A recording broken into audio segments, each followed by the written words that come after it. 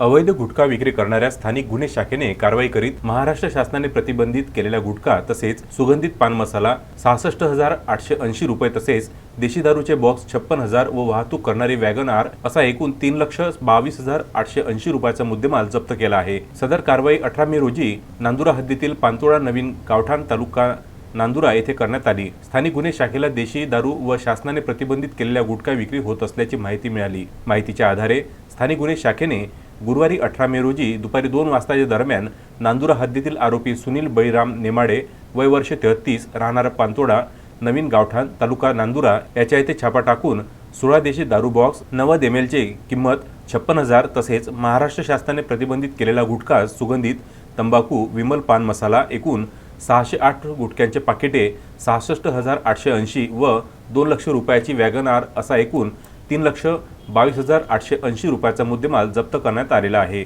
सदर कारवाई जिल्हा पोलीस अधीक्षक सुनील कडासने, अप्पर पोलीस अधीक्षक खामगाव बुलढाणा व स्थानिक गुन्हे शाखा प्रमुख अशोक लांडे यांच्या मार्गदर्शनाखाली स्थानिक गुन्हे शाखेच्या पथकाने NPC Raju Tekade, NPC Ganesh Patil, NPC Anant Phartale, PC Ganesh Shelke, driver police नाईक राहुल बोर्डे व ड्रायव्हर पीएन राहुल बोर्डे यांनी केली आहे।